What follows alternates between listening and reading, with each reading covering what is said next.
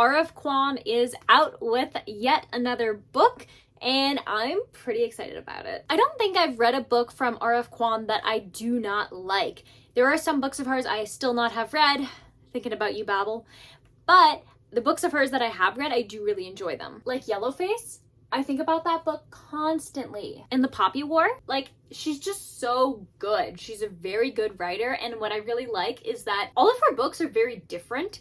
She doesn't just use the same kind of like style and story over and over. She just goes, oh, I'm gonna do something completely different. Okay, this is gonna be the book. And it's like, that's really risky, but the execution is always really good. And I really respect that. It's like when you see an actor with just such a diverse range that you're like, wow. And I feel like she's like that, but like a writer. And honestly, I dig that. So from my understanding, Katabasis, this is how I'm gonna say it unless someone corrects me, is basically a dark academia romance or romantasy kind of story. Some are comparing it to Dante's Inferno, which I actually just got this book the other day. Not super far into it, just like 35 pages into it. But they're comparing it to this, and I'm going to tell you why. Because the characters have to go to hell, and I imagine they have to go through all of the different circles that Dante had kind of put in his book. And why do they have to do that? Well, the way I kind of understand it is that these two are academic rivals, and I believe they're pursuing their PhD or their master's, some very high level of education, and they need their professor to basically sign it and be like, yeah, you're good to go. However, the man dies, and they don't want to wait for a new professor to get hired and kind of work with them and make sure they're worthy. They know this guy knows they're worthy, so I guess they cast some kind of magic. I think it's a magic school, and they go off to the underworld to find the professor to get him to sign their little papers to make sure that they can graduate. And I'm like, that is such a fun concept. And like, with it being September now, this just feels like the right kind of book to read. I got my plaid out, I got my blankets, like, I think it's time to cozy up, read something a little bit fun and different and dark academia-esque, perfect for the season, with an author whose books I have thoroughly enjoyed. So yeah, without further ado, let's crack this book right open. And if this book has been on your TBR highly anticipated books of 2025, definitely go ahead and subscribe, because these are the kinds of books that I love to talk about on this channel.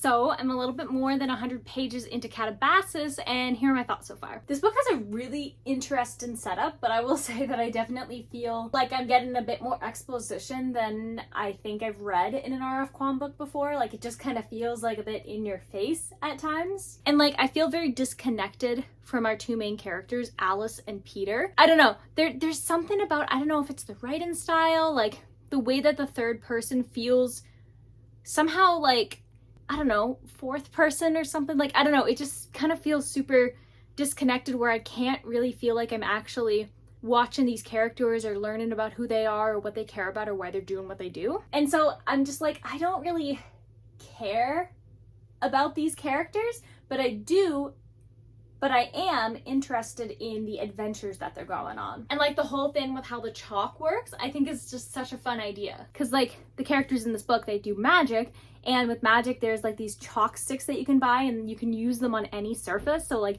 they work on sand, they work on snow, they work on hardwood and concrete and all of the stuff, so they can kind of draw their magical symbols and do their magical stuff. And I think that's really cool. And I like all of the different references throughout the book. I think that part's really well thought out, and like the whole story feels well thought out, but I don't really know where it's going, I guess. So where we're at pretty much is our main characters are Alice and Peter, but we're only really following Alice. And I think maybe this is where a bit of that disconnect comes from, is that we're using third person, but we're only following one character, at least so far. And I feel like first person would be better in this instance because it's like, you're not following anybody else. I don't know. I feel like it's just not intimate enough to understand the characters. But anyways, Alice and Peter are academic rivals at Cambridge, and they're kind of like Professor Guy explodes. And so together, well, they kind of end up going together, but it wasn't really Alice's idea. Alice wanted to do this.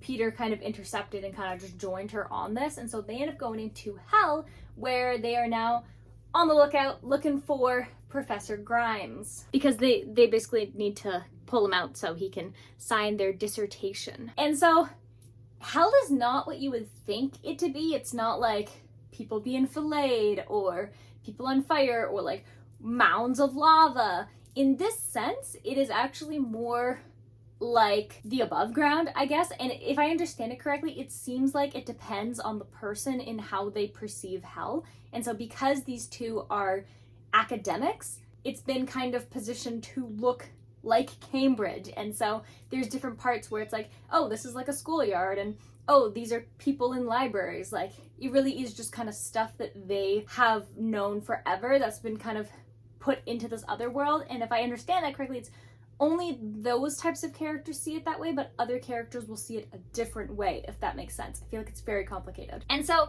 that's kind of cool. I was like, I never really thought about it like that. And so all the different circles, it depends. Like, we're just kind of perceiving it in the academic aspect. And so they're kind of going, they're trying to find Professor Grimes, and they're like, okay, like, where is he? Where could he be? That kind of stuff. And we get to learn more about Alice and Peter's kind of relationship and how they'd worked together in the past and the types of characters that they are, that kind of stuff. But it is also very secretive, and Alice, I don't really know what's going on with her, to be honest, but yeah, she seems to be confusing reality and fiction together a lot. So I don't know if we're gonna have an unreliable narrator kind of thing going on, but it kind of feels like that, and I do love that. But yeah, that's pretty much where we're at. I would say the book feels very slow right now, for sure, because it's like you would think, oh yeah, they're gonna go see some stuff, and it's like, stuff just to, you know? But there was these cool, like, bone creatures that they spotted, and I think that there's something in that maybe we'll dig more into, and I can see that being interesting. But right now it feels like the characters are just kind of wandering around with no like clear direction. But at least right now it just seems like the book doesn't really have a clear direction. Like, I don't know, like, we know the characters want to find Professor Grimes, but it feels like they're just kind of like walking around aimlessly while stuff kind of happens. So I'm hoping that with those like bone thins, that maybe it's gonna go a bit more in that direction. I don't know, I want to see a bit more magic and stuff too, so we'll see. I still have like decent expectations. I think it has all the right pieces. It just feels very dense right now, but I'm sure that like the deeper I go into the story, maybe it will start to pick up. We'll see. Hopefully that's the case. So I'm going to continue to read this book, and I will update you around the halfway mark, so I will see you then.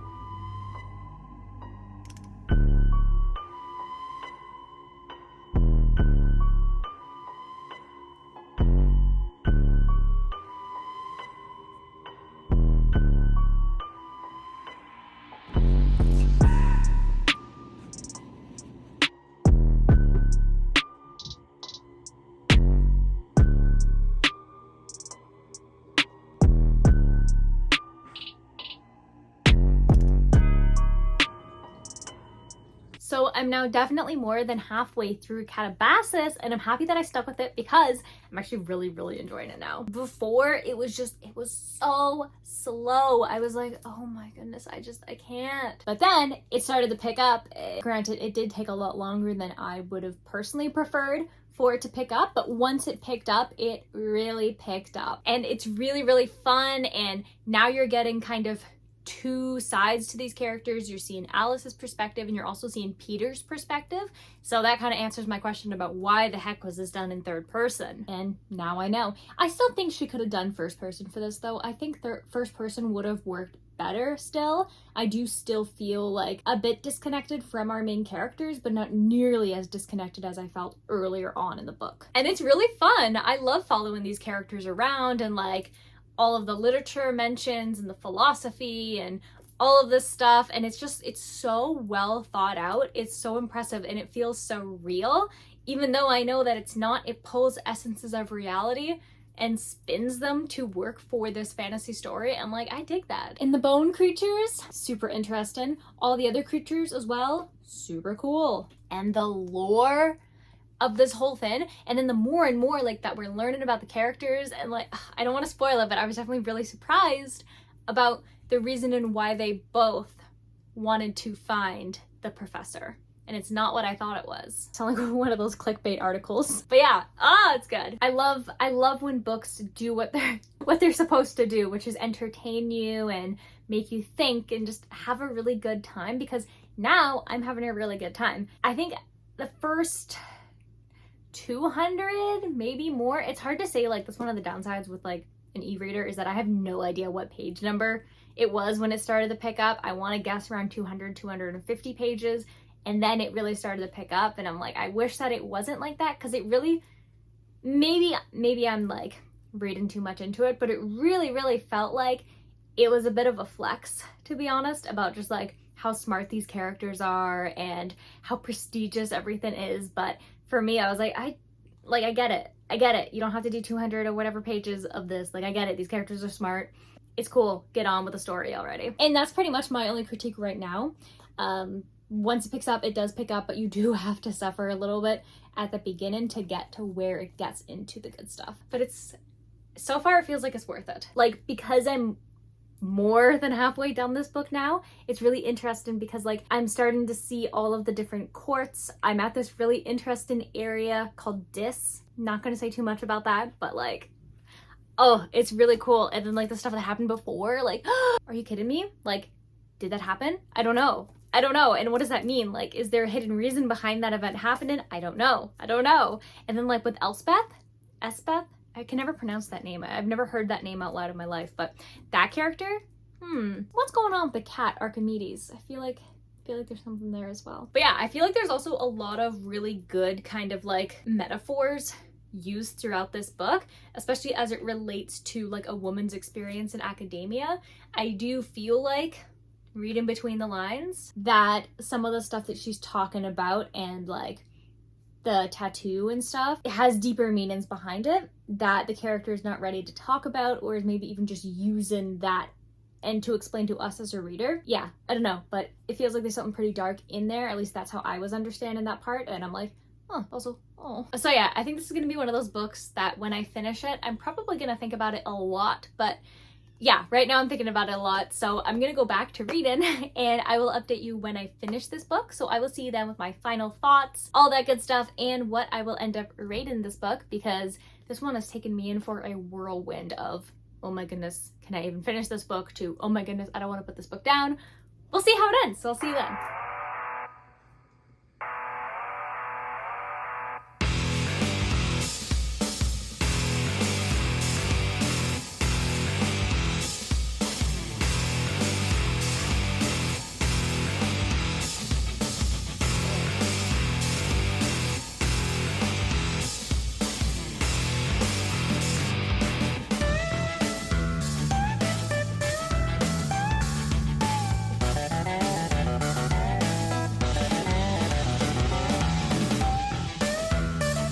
Last night I finished Katabasis by R.F. Kuang, and now that I'm done the book, I'm able to really just like sit back and kind of reflect on what I read and kind of like the story and the messaging and the really interesting magic system. The best way to describe this magic system, and I feel like it wouldn't make any sense unless you like read the book, but the best way to describe it is that the magic system is paradoxes. So like they use their magical chalk stuff to create these like magic symbols that are related to like a paradox, and so the magic is based on like a paradox, and so there's more advanced versions which are like more complex paradoxes, and then like simpler ones like the arrow paradox, and so like that's like an easy, smaller, like a shorter one, or like that one with the tortoise. But then there's some more complex ones that I'm like, oh my goodness, like this is so complicated, but it's like really well done that it makes it, even though it's complicated, it's easy to understand, if that makes sense. Like, I don't know if that makes sense, but I hope that makes sense. And so the Magick system itself is super, super neat, very well thought out, very academic, and I mean, obviously, like, with R.F. Kuang's background, with her, you know, knowledge in so many different fields, philosophy being one of them, it was very prevalent throughout the entire book that she really knows what she's talking about. And the stuff with, like, the geometry, I'm like, I'm gonna just assume that's right. I'm not a numbers girl, I'm a book girl. And so, yeah, I think it's really interesting because at the beginning of this book, I did find it very dense, very hard to get through, very slow, very overly complex, and I didn't feel attached to the characters. But by the end of the book, I was like worried about what was going to happen to the characters, how the story was going to come to an end, and just like all the little kind of mentions of real people and events and philosophy and all of that cool stuff. And I also thought it did a really interesting way in depicting deities and how everybody is kind of correct. It just depends on your belief system of how the deity will present themselves to you. I thought that was a really cool touch. And I feel like this is one of those books that if you were to read it again, you'll notice a lot more kind of hidden parts, because I was really surprised about, like, you know, that stuff that happened toward the end, because I was like, why is it like so hard to find like this then? And then, you know, yeah, without spoiling anything, yeah.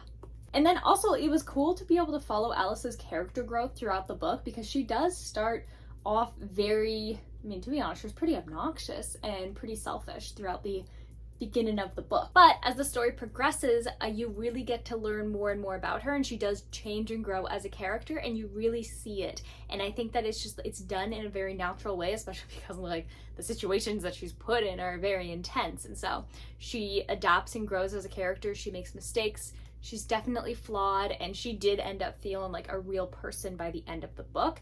Beginning of the book, like I mentioned 100 times already, that I was not connected to her at all. But by the end, I was rooting for her to get that ending. And I thought that that was really interesting how this book has kind of taken me through that journey. I do think that this is one of those books that honestly, it is worth suffering during that first like 100, 200, whatever many pages it was to get to the book, because it is a really well done book.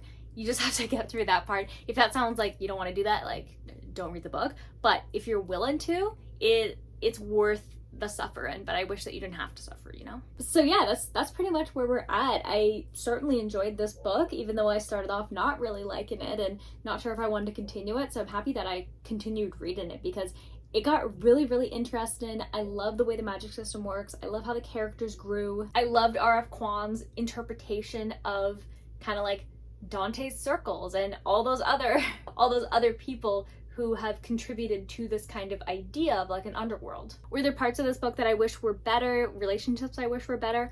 100%.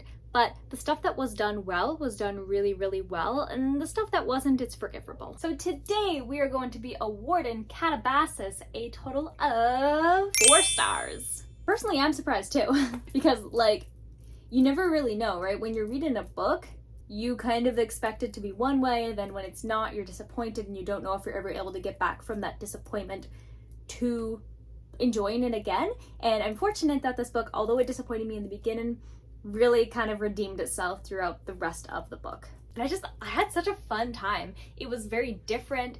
It was randomly very violent at times, which not really my thing, but it wasn't like over like in your face or anything. I think it was very clever. I think it was very academic. I think it was very smart.